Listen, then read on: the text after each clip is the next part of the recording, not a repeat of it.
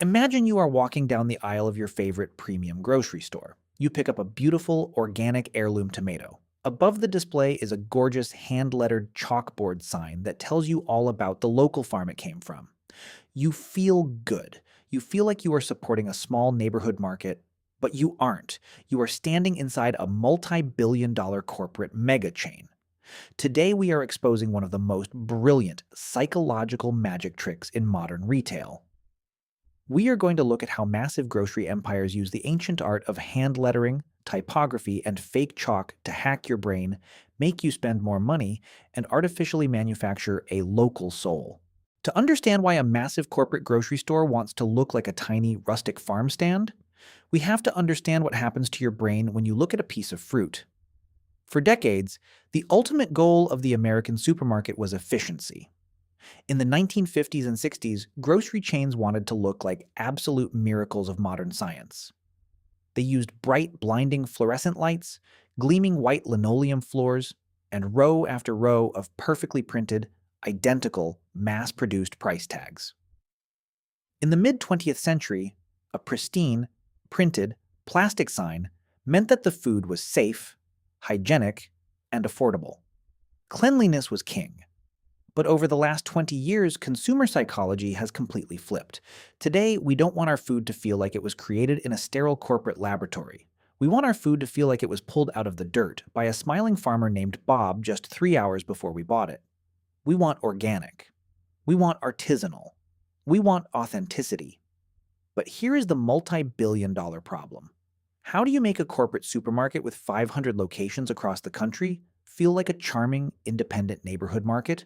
You can't change the supply chain overnight. You can't change the massive warehouse distribution system, but you can change the signage. Retailers realize that the fastest, most effective way to change the entire psychological atmosphere of a store is to change the typography. If you take an apple and put a rigid printed barcode label on it with a sterile Helvetica font, your brain registers it as a mass-produced commodity. You expect it to be cheap. But if you take that exact same apple and put it under a slightly imperfect hand-drawn sign written on brown craft paper or a black chalkboard, suddenly your brain subconsciously changes the narrative. You no longer see a corporate supply chain, you see a human being. You assume that because a human hand took the time to write the sign, a human hand must have also cared for the apple. In retail psychology, this is known as the halo effect. The handcrafted nature of the signage casts a psychological halo of quality, freshness, and premium value over the product itself. The sign doesn't just tell you the price, the sign actively changes how the food tastes in your imagination. And because of this, you are suddenly willing to pay a premium. A printed sign sells a $1 conventional apple. A hand-lettered sign sells a $3 artisanal apple. And it all comes down to the ink. When you see a hand-drawn sign in a premium grocery store, you might assume some teenage cashier just grabbed a marker on their lunch break and quickly scribbled out the price of bananas. You would be completely wrong. In many modern mega grocers, this is a highly organized, heavily funded, full-time artistic operation. Let's talk about the pioneer of this psychological aesthetic, Trader Joe's. Trader Joe's is a massive corporate entity. But when you walk into one of their stores, it feels like a quirky, chaotic neighborhood tiki bar that just happens to sell groceries. Almost every single sign in the store, from the massive murals on the walls to the tiny tags describing a new type of cheese, is done by hand. How do they pull this off? They hire actual, full-time, professional artists. In the back room of almost every Trader Joe's and many Whole Foods locations, there is a dedicated sign studio. It is a room filled with paint, rulers, X-Acto knives, and hundreds of specialized markers. The people working in this room are not stocking shelves. They are highly skilled illustrators, typographers, and graphic designers whose entire job is to create the visual illusion of local charm. But there is a dirty little secret to grocery store chalkboards. They almost never use real chalk. Why? Two reasons. First, real chalk creates massive amounts of dust, and the health department does not want chalk dust raining down onto a display of fresh organic spinach. Second, real chalk smudges the second a customer bumps into it with their shopping cart. Instead, these artists use specialized tools, primarily liquid chalk markers or acrylic paint pens like Posca markers. These markers apply wet paint that looks exactly like dusty, rustic chalk, but dries into a permanent, waterproof, smudge-proof plastic shell. They write on matte black PVC plastic boards that are specifically textured to mimic the microscopic pits and grooves of real schoolhouse slate. It is an incredibly high-tech engineered system designed to look completely low-tech and accidental. The artists who make these signs are actually trained to be imperfect. If a sign is too perfect, if the letters are too mathematically straight, the illusion shatters. The human brain is incredibly good at spotting mechanical precision. So the sign artists use typography tricks to make sure the signs look genuinely human. They use bouncy baselines, where the letters slightly dance up and down off the invisible line. They vary the thickness of their strokes. They let the marker streak just a little bit to show the texture of the board. Every single store has a slightly different artist, which means every single store has a slightly different handwriting style. And that is exactly what the corporate executives want. Because if a store in New York has identical handwriting to a store in California, it feels corporate. But if the local artist in Seattle draws a funny little cartoon octopus next to the smoked salmon, the store suddenly feels like it belongs to Seattle. The massive corporate monolith is successfully hidden behind the charm of a local artist. We are incredibly sensitive to fonts. We judge a font the exact same way we judge a person's tone of voice. So what happens when a grocery store uses the wrong font? It can literally destroy their sales. To understand the power of the hand-lettered sign, you have to look at how grocery stores use contrast. When you walk down the center aisles of a supermarket, the aisles with the Coca-Cola, the Doritos, and the toilet paper, what do the signs look like? They are digital. They are printed on yellow or white paper. They use aggressive, sterile, blocky fonts like Arial or Helvetica. They use bright red numbers. These signs are screaming at you about efficiency and discount. Buy one, get one free. Low price. The typography in the center aisles is designed to make you feel like you are getting a cheap, highly processed, mass-manufactured deal. Now, leave the cereal aisle and walk over to the artisanal cheese counter or the organic bakery. The visual language completely changes. The bright yellow printed tags disappear. Suddenly the signs are made of raw wood clipboards, brown craft paper, or a black slate. The typography shifts from blocky, screaming Helvetica to sweeping, elegant, hand-drawn cursive, or rustic serif fonts. This is not an accident. This is called premiumization. When a grocery store wants you to pay $12 for a tiny wedge of brie cheese, they cannot put a bright yellow printed clearance-style tag on it. If they do, your brain will reject the price. You will feel like you are being ripped off. But if they write that exact same $12 price in a sweeping, elegant, hand-drawn script on a piece of dark, textured material, your brain accepts it. The typography signals that this is a luxury item. It signals that someone took the time to hand-cut this cheese, wrap it in paper, and write a lovely little note about its flavor profile. The handwriting acts as a psychological bridge between the mass-market environment of the store and the premium, farm-to-table fantasy you want to be living in. You aren't just buying cheese. You are buying the story that the typography is telling you. Paying actual human artists to sit in a back room and paint signs is incredibly expensive.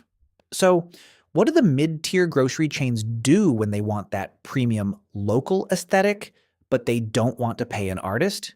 They fake it. And this is where the typography gets deeply, deeply sneaky. If you walk into a standard mid-tier grocery chain today, you will still see hundreds of signs that look like they were written on a chalkboard. But if you walk up closely and touch them, you'll realize it's completely fake. It's a massive, high-gloss poster that was printed on a commercial inkjet printer. The background is a high-resolution photograph of a dusty chalkboard. The letters are a font designed to look like a chalk marker. But faking handwriting is actually incredibly difficult because the human brain is a master pattern recognition machine. In the early 2000s, when stores first tried to fake the chalkboard aesthetic, they used basic handwriting fonts. But there was a massive problem, the tell. If you write the word apples by hand, the first P will always look slightly different from the second P. The angle will be a millimeter off. The pressure will be different. The loop will be slightly wider. But a computer font only has one version of the letter P. So when the computer types apples, both P's are pixel for pixel identical clones of each other. The second your brain sees two identical letters sitting next to each other, the illusion is completely shattered. Your subconscious immediately says, "This is a font. This is corporate. This is fake." To combat this, type designers and software engineers had to invent incredibly advanced typography tools.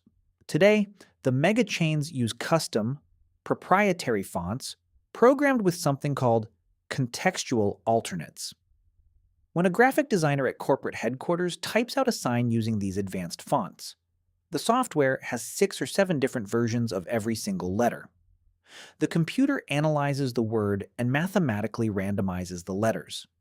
It will use version A for the first P and version D for the second P.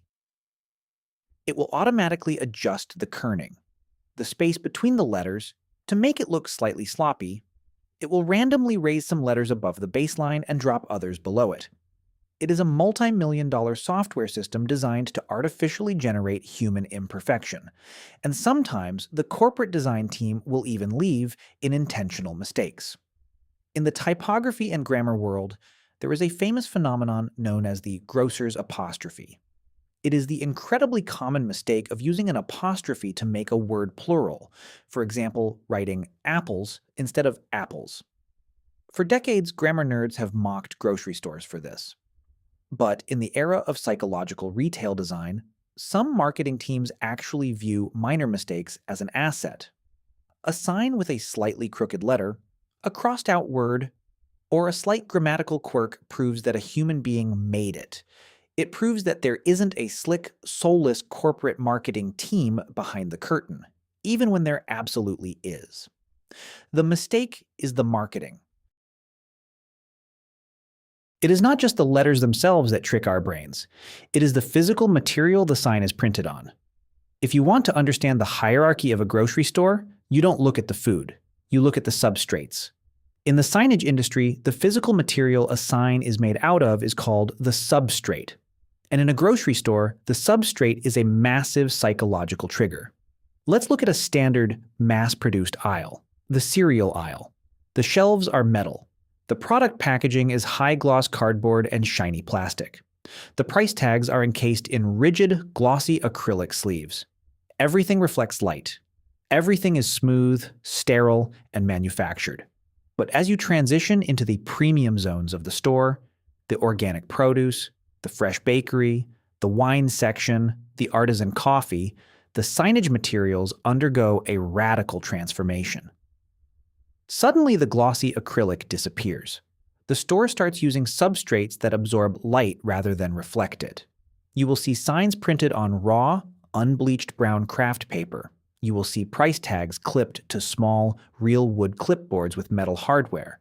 You will see massive directional signs suspended from the ceiling that look like rusted metal, reclaimed barn wood, or matte black slate. This material contrast is essential. We associate raw, matte, textured materials with nature, earth, and agriculture. We associate glossy plastic with factories and processing. By taking a product that was shipped in a plastic crate on an 18-wheeler from a mega farm in another country and placing it underneath a sign made of raw barnwood and brown paper, the store creates a powerful cognitive dissonance. They are wrapping a globalized supply chain in the visual clothing of a 19th century farmer's market. The best example of this is the bakery. Almost all massive grocery chains receive their bread frozen from a central industrial factory. The store simply thaws it out and bakes it in the back room to create the smell of fresh bread. But look at the signage. The signs in the bakery use script fonts that mimic flour dusted on a counter. They use woven wicker baskets as the display substrate, and they use small, handwritten chalkboard tags to identify the sourdough. The signs are doing the heavy lifting. They are telling a story of a master baker waking up at 4 a.m. to knead the dough by hand. The physical material of the sign is what makes you believe the illusion. So the next time you are wandering through a premium grocery store, feeling totally relaxed, admiring the beautiful chalk art, and reaching for an $8 bottle of organic, hand-pressed artisan juice, stop and look at the sign. Look at the way the letters bounce off the baseline. Look at the matte black texture of the board. Look at the tiny, deliberate imperfections in the typography. You aren't just looking at a price tag, you are looking at a highly evolved, scientifically tested, psychological masterpiece. You are looking at a system designed to make a massive, faceless corporation feel like your friendly next-door neighbor. And honestly, it's brilliant. The illusion is beautiful. The artists behind these signs are incredibly talented. And the typographers who program the fake handwriting fonts are absolute geniuses of their craft. There is a real, undeniable art to making a billion-dollar supply chain feel like a charming Sunday morning trip to the local farm stand. But it's important to know when your brain is being hacked by a piece of chalk. Thank you so much for watching. If you enjoyed this deep dive into the sneaky world of retail typography, make sure to hit that like button and subscribe for more deep dives into the invisible design that runs our world.